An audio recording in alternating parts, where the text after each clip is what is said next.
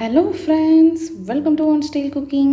நாம் இன்றைக்கி பார்க்க போகிற ரெசிபி என்னென்னு பார்த்தீங்கன்னா, மாஸ்டர் செஃப்பில் நிக்கில் கல்ராணி, அது மட்டும் இல்லாமல் விஜய் சேதுபதி சார் செஞ்ச ஃப்ரெஞ்ச் ஆம்லேட் தாங்க பார்க்க போகிறோம். ஸோ அவங்களோட ரெசிபியை நம்ம ரீக்ரியேட் பண்ணி காமிக்க போகிறேன். சிம்பிள் அண்ட் டேஸ்டான ஒரு டிஃபன் ரெசிபி எப்படி ஈஸியாக டேஸ்டியாக செய்யலாங்கிறத பார்க்கலாம். வாங்க வீடியோக்குள்ளே போகலாம். வீடியோக்குள்ளே போகிறதுக்கு முன்னாடி கீழே உள்ள ரெட் கலர் சப்ஸ்கிரைப் பட்டனை கிளிக் பண்ணுங்கள். கூடவே பக்கத்தில் உள்ள பெல் ஐக்கானையும் கிளிக் பண்ணுங்கள். அப்போ தான் நான் போடுற வீடியோ எல்லாமே உடனுக்குடன் உங்களுக்கு தெரிய வரும். வாங்க இப்போ வீடியோக்குள்ளே போகலாம். இப்போ ஒரு பவுலில் முட்டையை உடைச்சி ஊற்றிக்கலாம்.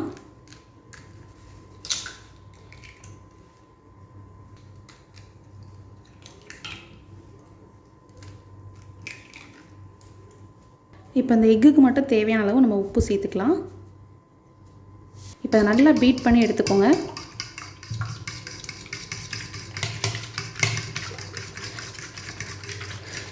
இந்த ஃப்ரெஞ்ச் ஆம்லேட் பார்த்திங்கன்னா எக்கு வந்து நல்லா ஃப்ரெஷ்ஷான எக்காக இருந்தால் ரொம்ப நல்லாயிருக்கும். நம்ம உடச்சி ஊற்றும் போதே அந்த மஞ்சக்கரு வந்து உடையாமல் இருக்கணும். இப்போ எக்கு நல்லா பீட் பண்ணி எடுத்தாச்சு. இப்போ ஒரு பேனில் கொஞ்சமாக பட்டர் சேர்த்துக்கலாம். பட்டர் நல்லா மெல்ட் ஆனதும் இதில் கொஞ்சமாக குடமிளகாவை லைட்டாக டோஸ்ட் பண்ணி எடுத்துக்கலாம். இதில் கொஞ்சமாக சால்ட் வந்து அப்படியே ஸ்ப்ரிங்கிள் பண்ணி விட்டுக்கோங்க. இதெல்லாம் லைட்டாக டோஸ்ட் பண்ணால் போதும். இப்போ நம்ம எடுத்துடலாம். நான் வந்து இன்றைக்கி ரெட் கலர் கேப்சிகம் பதிலாக க்ரீன் கேப்சிகம் யூஸ் பண்ணியிருக்கேன். இதில் ஒரு பெரிய வெங்காயத்தை ரொம்ப ஃபைனாக சாப் பண்ணி வச்சுருக்கேன். வெங்காயம் பெருசாக இருந்துச்சுன்னா நமக்கு நல்லா இருக்காது. ஸோ நல்லா ஃபைனாக சாப் பண்ணி எடுத்துக்கோங்க.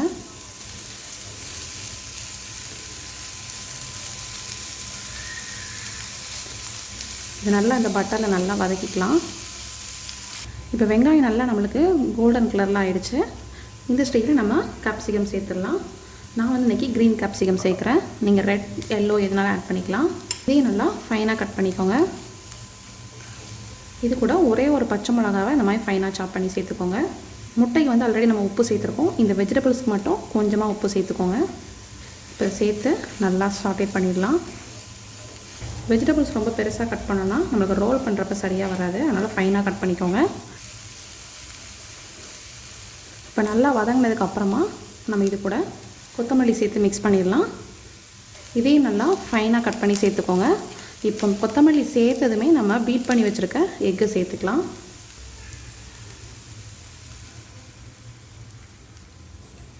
எக்கு சேர்த்து இந்த மாதிரி ஃபஸ்ட்டு நல்லா மிக்ஸ் பண்ணி விட்டுக்கோங்க. வெஜிடபிள்ஸ் எல்லாம் நல்லா மிக்ஸ் ஆகிற மாதிரி நல்லா அந்த மாதிரி மிக்ஸ் பண்ணி விட்டுக்கோங்க. இது வந்து ஒரு சூப்பரான டிஃபன் ரெசிபிங்க. குழந்தைங்க எல்லோரும் விரும்பி சாப்பிடுவாங்க. இப்போ இதுக்கு மேலே கொஞ்சமாக நம்ம சீஸ் சேர்த்துக்கலாம்.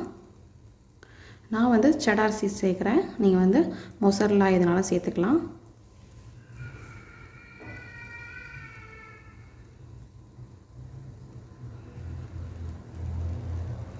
இப்போ இது ஒரு 2 மினிட்ஸ் நல்லா நம்மளுக்கு குக் ஆகட்டும். இந்த ஃப்ரெஞ்ச் ஆம்லேட் பார்த்திங்கன்னா கலர் வந்து ரொம்ப சேஞ்ச் ஆகக்கூடாது கீழடியில். அதனால் ஃப்ளேம் வந்து லோ ஃப்ளேம்லேயே வச்சு குக் பண்ணணும். அப்போ தான் நம்மளுக்கு சென்டரில் எல்லாமே நல்லா குக் ஆகும். பாருங்கள், இப்போ நமக்கு சீஸ் எல்லாம் நல்லா மெல்ட் ஆக ஆரம்பிச்சிருச்சு. இப்போ நம்ம இதை ரோல் பண்ணிடலாம். இந்த எட்ஜஸ்லாம் பார்த்திங்கன்னா நல்லா வந்திருக்கு நம்மளுக்கு. இப்போ ஒரு சைடாக ரோல் பண்ணுங்கள்.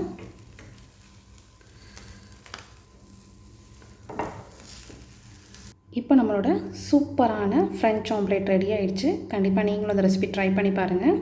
இந்த ரெசிபி பிடிச்சிருந்துச்சுன்னா நம்ம சேனலை லைக் பண்ணுங்கள், ஷேர் பண்ணுங்கள், சப்ஸ்கிரைப் பண்ணுங்கள். மறக்காமல் கமெண்ட் பண்ணுங்கள். தேங்க்யூ.